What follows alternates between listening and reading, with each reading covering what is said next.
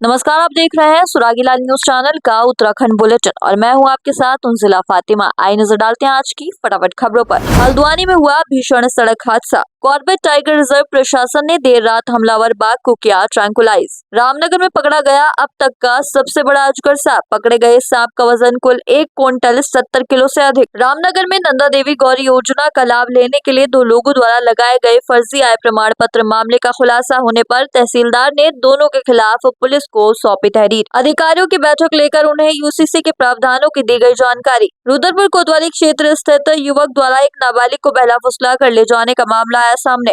करो या मरो का नारा लेकर मुख्यमंत्री आवास कूच के लिए गुरिल्ला देहरादून को हुए रवाना। ट्रांजिट कैंप पुलिस ने 10,000 के इनामी को किया गिरफ्तार। नीति आयोग द्वारा की गई कार्यशाला आयोजित। कौशल विकास विभाग द्वारा टाटा कंपनी के साथ किया गया अनुबंध। कांग्रेस विधायक के नेतृत्व में किच्छा में निकाली गई प्रीपेड मीटर की शव यात्रा। प्रीपेड मीटर का किया गया अंतिम संस्कार। बरसात आने से पहले बेलखेत के लोगों को सताने लगा कोयराला नदी का डर। भूकटाव रोकने के लिए ग्रामीणों ने एडीएम को सौंपा ज्ञापन। अब खबरें विस्तार से। हल्द्वानी में सड़क हादसे रुकने का नाम नहीं ले रहे। वहीं बढ़ते सड़क हादसों को लेकर पुलिस प्रशासन और आरटीओ विभाग द्वारा संयुक्त रूप से सड़क सुरक्षा अभियान चलाए जा रहे हैं। सड़क हादसों को रोकने के लिए लगातार प्रयास किए जा रहे हैं, लेकिन सड़क हादसे लगातार हो रहे हैं। आज एक बार फिर सड़क हादसा देखने को मिला। बता दें, पूरा मामला मुखानी थाना क्षेत्र के अंतर्गत कमरुआ गांजा रोड का है, जहां पर एक कार सवार ने 2 कार और एक मोटरसाइकिल को तेज टक्कर मार दी, जिसमें मोटरसाइकिल सवार युवक की हालत गंभीर बताई जा रही है। संवाददाता दीपक अधिकारी की रिपोर्ट। बता दें कि 4 दिन पूर्व टाइगर ने कॉर्बेट टाइगर रिजर्व के बिजरानी रेंज के कानियाबीट में पेट्रोलिंग गश्त करने के दौरान दैनिक श्रमिक गणेश पर अचानक हमला बोलते हुए उसे गंभीर रूप से घायल कर दिया था। ग्रामीण लगातार इस बाघ को पकड़ने और ट्रैंकुलाइज करने की मांग को लेकर धरना प्रदर्शन कर रहे थे। पार्क प्रशासन द्वारा भी बाघ को ट्रैंकुलाइज करने के लिए बिजरानी रेंज के कान्या क्षेत्र में पिंजरा लगाने के साथ ही पार्क के वरिष्ठ पशु चिकित्सक डॉक्टर दुष्यंत शर्मा द्वारा लगातार टाइगर को ट्रैंकुलाइज करने के प्रयास किए जा रहे थे। वहीं अब देर रात पार्क प्रशासन द्वारा सकुशल बाघ को ट्रैंकुलाइज कर लिया गया है। संवाददाता राजीव अग्रवाल की रिपोर्ट। देखिए, कॉर्बेट टाइगर रिजर्व की एक बिजरानी रेंज की गश्ती टीम पे एक बाघ द्वारा 13 तारीख में हमला कर दिया गया था। तो इसके लिए उसका उपचार भी किया गया और काशीपुर में उसका उपचार चल रहा था। डॉक्टरों के द्वारा उसकी चिकित्सा पूर्ण कर ली गई, सर्जरी उसकी पूर्ण कर ली गई है। साथ ही अभी कुछ समय पहले, आधे घंटे पहले लगभग, जो हिंसक वन्यजीव बाघ था उसको ट्रैंकुलाइज करके रेस्क्यू सेंटर भिजवा दिया गया है और ये काफी त्वरित कार्रवाई की गई है वन विभाग के द्वारा। तराई पश्चिमी वन प्रभाग की रैपिड रिस्पांस टीम ने तराई पश्चिमी के अंतर्गत पड़ने वाले काशीपुर के गौशाला सैनिक कॉलोनी से अब तक का सबसे लंबा व वजनदार अजगर सांप को रेस्क्यू किया है, जिसका वजन 1 क्विंटल 70 किलो बताया जा रहा है। संवाददाता राजीव अग्रवाल की रिपोर्ट। काशीपुर सैनिक कॉलोनी से और वहाँ से हमने ये रेस्क्यू किया, किसी के खेत में आ गया था, तब हम इसे ले गए। 20 फुट लंबा सांप है, 1 क्विंटल 70 किलो इसका वजन है। तो पूरे रामनगर क्षेत्र में अब तक का सबसे बड़ा सांप है? अब तक का सबसे बड़ा सांप है रामनगर क्षेत्र में। आपने कितने सांप पकड़े? मैं हमेशा सबसे बड़े सांपों में मैं ही लाता हूँ यहाँ पर। अभी हमने छोड़ा 1.5 क्विंटल का, जो अम्पोरा रेंज से पकड़ा था मैंने, ये उससे भी डबल है, उससे ज्यादा ही। ये सर, ये जो है इसकी सूचना आई थी, वो गोपीपुरा सैनिक कॉलोनी पड़ती है, वहाँ से फोन आया था। मैंने तालीम हुसैन को बोला था कि आप जाइए वहाँ पर। तो कल इन्होंने पकड़ा है इसको और इसकी लंबाई 20 फुट है, करीबन वेट 1 क्विंटल 70 किलो के आसपास वेट है और अब तक का सबसे बड़ा अजगर है यहाँ पर पकड़ा हुआ। क्या करें? उसको डेंस बोर्ड से जंगल में छोड़। रामनगर में स्थित बाल विकास परियोजना विभाग में रामनगर के 2 लोगों द्वारा सरकार द्वारा चलाई जा रही नंदा देवी गौरा योजना के तहत आवेदन किया गया था। उन लोगों द्वारा लगाए गए फर्जी आय प्रमाण पत्र मामले का खुलासा होने पर विभाग में हड़कंप मच गया तथा तहसीलदार ने दोनों लोगों के खिलाफ पुलिस को तहरीर सौंपी है। संवाददाता राजीव अग्रवाल की रिपोर्ट।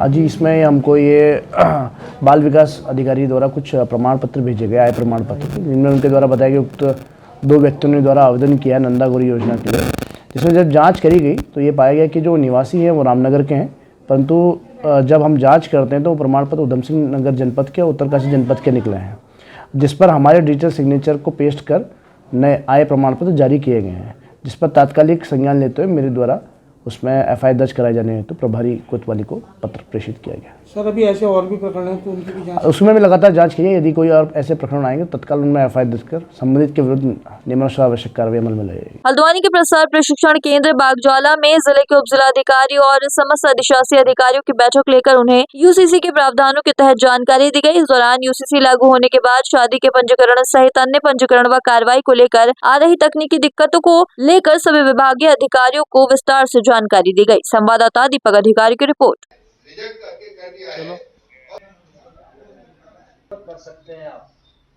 जैसे आप लोगों को विदित है कि उत्तराखंड शासन के द्वारा समान नागरिक संहिता और समान नागरिक संहिता की नियमावली जारी कर दी गई है। अब शासन के द्वारा ये कहा गया है कि समस्त अधिकारियों को रूल्स के संबंध में कि विवाह का पंजीकरण, विवाहों का जो तलाक हो रहे हैं तलाक के संबंध में, और पूर्व से जो विवाह हो चुके हैं उनको पंजीकृत कराए जाने के संबंध में, विल रजिस्टर्ड कराने जाने के संबंध में, और विशेषकर लिव इन रिलेशनशिप के जो संबंध हैं उनको रजिस्टर्ड कराने के संबंध में जो आवश्यकताएं हैं, जिस प्रकार से जो निबंधक हैं, उप निबंधक हैं, महानिबंधक हैं, उनके क्या दायित्व होंगे, उनके क्या अधिकार होंगे, पंजीकरणकर्ताओं के क्या अधिकार और दायित्व होंगे, और क्या क्या इन रूल्स में क्या क्या चीज़ें बताई गई हैं जिससे कि इनका जो क्रियान्वयन है वो सही तरीके से हो सके। इस संबंध में जानकारी आज दी गई है। जी, मेरा आशीष गुप्ता, सहायक अभियोजन अधिकारी। रुद्रपुर कोतवाली क्षेत्र स्थित एक युवक द्वारा एक नाबालिग को बहला फुसलाकर साथ ले जाने का मामला प्रकाश में आया है। पुलिस ने पिता की तहरीर के आधार पर मुकदमा दर्ज कर मामले की विवेचना शुरू कर दी है। संवाददाता दुर्गेश तिवारी की रिपोर्ट। हमारे पास पुराने जो हमारे मुकदमे दर्ज थे इस व्यक्ति के खिलाफ, इसने काफ़ी लोगों के साथ धोखाधड़ी करी थी, उनका कुछ सोना लेके ये फरार चल रहा था। तो इसके सुराग रस्सी में काफ़ी हमारी टीम लगी हुई थी। तो कल इसको गिरफ़्तार करने में हमें सफलता मिली है और ये इस पे इनाम भी घोषित था, 10,000 रुपये का इनाम भी घोषित था, और ये गिरफ़्तार कर लिया गया है और इसको न्यायालय पेश कर रहे हैं। पिछले 18 वर्षों से नौकरी व पेंशन की मांग को लेकर आंदोलन कर रहे प्रदेश के एसएसबी प्रशिक्षित गुरिल्लाओं का सरकार के द्वारा बार बार मांगे पूरी करने का आश्वासन देने पर अब सब्र का बांध टूटता नजर आ रहा है। अपनी 3 सूत्रीय मांगों को लेकर गुरिल्ला संगठन प्रदेश अध्यक्ष युद्धवीर सिंह के निर्देश पर प्रदेश के हजारों गुरिल्ले 17 फरवरी को देहरादून में मुख्यमंत्री आवास कूच को लेकर आज देहरादून के लिए रवाना हो गए हैं। संवाददाता लक्ष्मण बिष्ट की रिपोर्ट। क्या आंदोलन करते करते 19-20 साल हो गए हैं कि हमें सफलता लगातार सरकार हमको गुमराह करते आ रही है। कभी कह रही है कि तुमको इस विभाग में लिया जाएगा, कभी कह रही है 10 दिन का समय दे रही है, कभी 48 घंटे का समय दे रही है, मगर हम लोगों को कोई कार्रवाई नहीं हुई है। हम लोगों को लगातार गुमराह कर दिया जा रहा है। हमारे कितने गुरिल्ला लोग जो है चले गए हैं। हम लोगों ने यह तय किया कि इस समय जो हमारी मांग पूरी नहीं होगी तो हम लोग देहरादून से उठेंगे नहीं। अपनी मांग को लेकर किसी हाल में भी अपनी मांग को लेकर के आएंगे और हम लोग अनिश्चितकालीन धरने पर वहाँ पर सीएम आवास के बाहर बैठ जाएंगे। और हम लोगों की यह मांग है कि 3 सूत्रीय मांग है, जिसकी उम्र है उसको नौकरी मिलनी चाहिए, जो आश्रित है उसको उसके आश्रितों को कुछ आर्थिक सहायता मिलनी चाहिए, जो जवान है जो बुजुर्ग है उसको भी कुछ आर्थिक उसको पेंशन मिलनी चाहिए। हम लोगों की 3 सूत्रीय मांग है। हम लोगों ने यह तय किया कि जब तक हमारी मांग पूरी नहीं होगी तब तक हम उठेंगे नहीं। और लगातार सीएम से हमने 365 बार मैंने ज्ञापन दे दिया है, मगर उस ज्ञापन की कोई सुनवाई नहीं हो रही है। अब तो हम शरीर से भी अस्वस्थ हो गए हैं, फिर भी हम इस आंदोलन को नहीं छोड़ेंगे और गुरिल्लाओं के शरीर में जब तक प्राण रहेंगे तब तक यह आंदोलन करते रहेंगे और अपना हक लेकर के रहेंगे। आंदोलन हमारा 2006 से है। 2006 नया आंदोलन जो हमारा 17 तारीख से है, 17 फरवरी से है, जो 17 फरवरी 2 तारीख से 17 तारीख से है। और हम लोगों ने यह तय किया कि जब तक हमारी मांग पूरी नहीं होगी हम लोग वहाँ पर अनिश्चितकालीन धरने में बैठ जाएंगे। अगर हम लोगों को वहाँ पर अपने प्राण भी निछावर करने पड़ेंगे तो हम उसको भी करने के लिए तैयार हैं, क्योंकि हमारे कुछ गुरिल्ला भाई ऐसे भी हैं जो आत्महत्या करने के लिए तैयार हो गए हैं। क्योंकि वो तो ये कह रहे हैं कि सरकार ने हमें 75% तो हमें बर्बाद कर दिया है, 25% बचा हुआ है। हम 25% भी अपने शरीर को बर्बाद करने के लिए तैयार हैं, क्योंकि हम लोग अपनी मांग को किसी हाल में भी लेकर के रहेंगे और जब तक हमारी मांग पूरी नहीं होगी तब तक वहाँ से उठेंगे नहीं। चाहे तो एक साथ होनी चाहिए, सब लोग एक साथ बैठना ही नहीं चाहते। पापा ट्राई दिस। लो सब लपक लिए।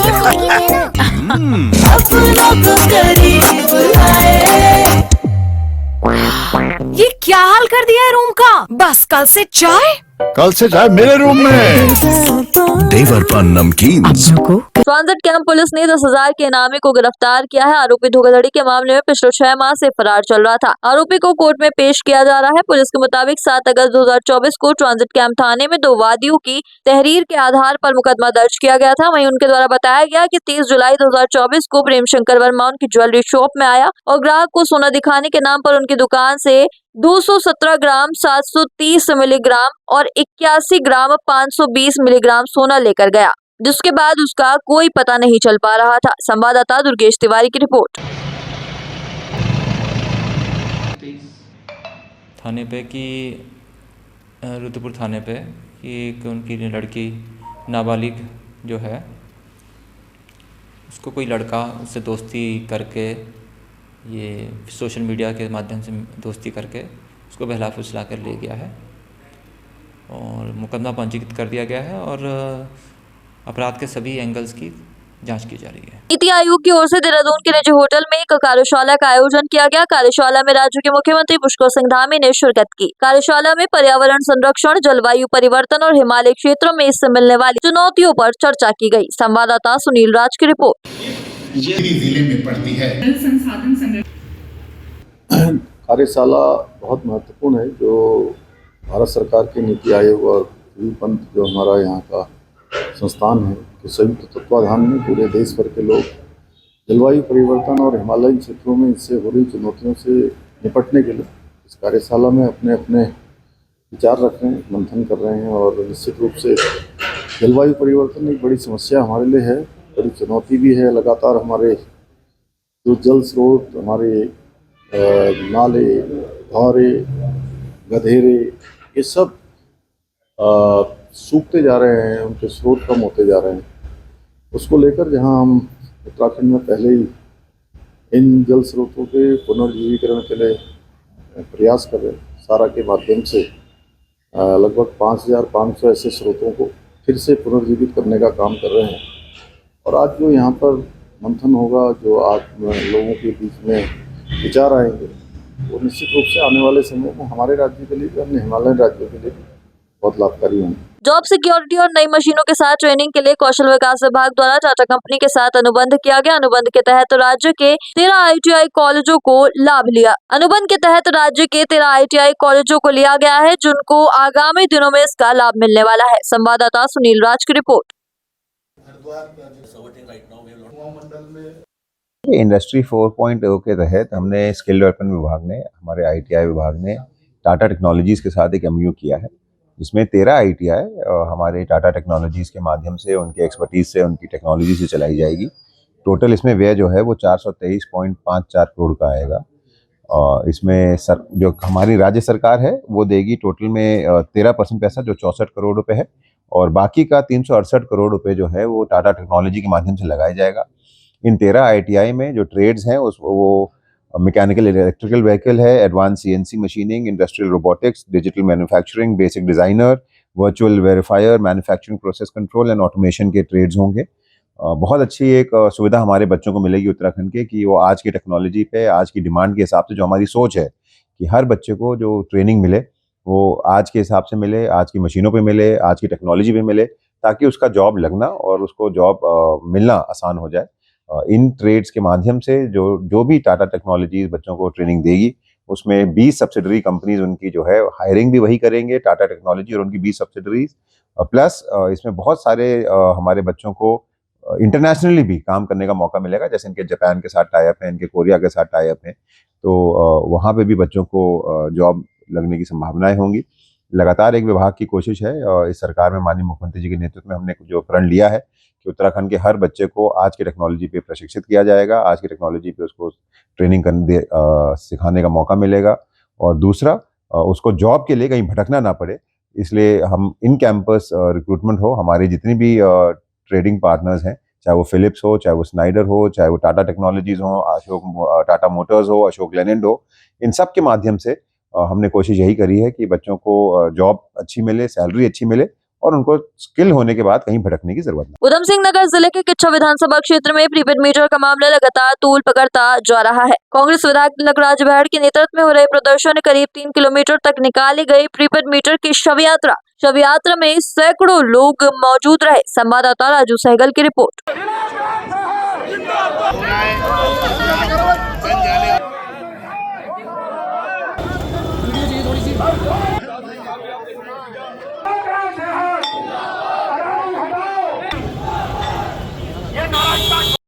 लोग अभी संकोच कर रहे हैं जी। धीरे धीरे लोगों को मतलब आज भारतीय जनता पार्टी के ही विधायक खजान दास ने इसका विरोध किया। उनका है कि जब 1 साल पहले इलेक्ट्रॉनिक मीटर लगे थे तो इसके आज बदलने की करोड़ रुपया उत्तराखंड का बर्बाद करने की क्या जरूरत थी। ये और डेवलपमेंट के काम आता और हमारी मजबूती के काम आता, स्वास्थ्य के काम आता, क्षेत्र में शिक्षा के क्षेत्र में काम आता, सड़कें बनाने का काम आता, डेवलपमेंट का काम आता। ये ना करके अरबों रुपया अडानी को दिया जा रहा है, जीन कंपनी को दिया जा रहा है। तो धीरे धीरे लोग जागरूक हो रहे हैं। आप देखिए धीरे धीरे आंदोलन आगे बढ़ रहा है। हमको देख रहे हैं, हमने संघर्ष शुरू किया है। हम चाहते हैं कि लोग इसके अंदर जुड़ें, प्रदेश भर के लोग जुड़ें, फिर धीरे धीरे देश भर में लोग जुड़ें। अब हमने तो अपना काम प्रारंभ किया, कल हम रुद्रपुर में इसी काम करेंगे। परसों मैं विधानसभा के अंदर 19 तारीख को इसको लेके आऊँगा, तो फिर लड़ाई, उसके बाद विधानसभा, फिर आगे हम बढ़ाएंगे। देखते हैं जनता कितना इसके साथ जुड़ती है। हम जनता का वाहन करते हैं, किसान संगठनों को, सामाजिक, धार्मिक, उत्तराखंड के सभी संगठनों को दलगत राजनीति के ऊपर उठकर आइए और इसका विरोध करिए। माननीय श्री तिलक राज जी के बेहड़ जी के नेतृत्व में स्मार्ट मीटर और प्रीपेड मीटर के विरोध में आज ये अडानी शव यात्रा निकाली गई है। और आप देख रहे हैं कि कितना भारी जन आक्रोश आपको दिख रहा है, क्योंकि यहाँ गरीब के ये हित में नहीं है, ज़बरदस्ती ये थोपा जा रहा है गरीबों के लिए। आज हम 3 दिन से वार्डों में जाके घरों में बता रहे हैं, तो गरीबों को सबसे पहली बात तो यह है कि स्मार्ट मीटर और प्रीपेड मीटर के बारे में पता ही नहीं है। जब डिटेल से उनको बताया जा रहा है तो गरीब बहुत परेशान है और सभी निकल के आया है आज भारी तादाद में। अब वो कह रहा है जब हम अपना नॉर्मल सा फ़ोन रिचार्ज नहीं करा सकते हैं, वो उसे कराने के लिए हमें सोचना पड़ता है, तो ये प्रीपेड मीटर हम कैसे स्टार्ट करें, कैसे इसको रिचार्ज कराएंगे बताइए। जब ये जितना हम पैसा डलवाएंगे बिजली जलेगी और पैसा ख़त्म, बिजली ख़त्म, अंधेरे में रहेंगे। और सबसे बड़ी दुर्भाग्यपूर्ण बात यह है कि भारतीय जनता पार्टी कहती है कि जिसके पास पैसा हो वो लगाए और जिसके पास पैसा ना हो वो ना लगाए। यानी कि गरीब आदमी इनके लिए कोई वैल्यू नहीं रखता। गरीब आदमी इंसान नहीं है क्या? चाहे तो एक साथ होनी चाहिए, सब लोग एक साथ बैठना ही नहीं चाहते। पापा, ट्राई दिस। लो, सब पक ली।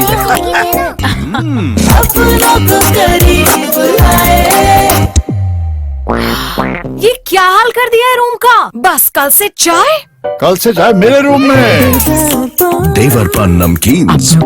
चंपावत जिला मुख्यालय से 35 किलोमीटर दूर बेलखेत के लोगों ने कोयराला नदी से हो रहे भू कटाव को रोकने की मांग उठाई है। इस संबंध में सभी ग्रामीणों ने अपर जिलाधिकारी जयवर्धन शर्मा को ज्ञापन सौंपकर जल सुरक्षा व्यवस्था की मांग की है। संवाददाता लक्ष्मण बिष्ट की रिपोर्ट।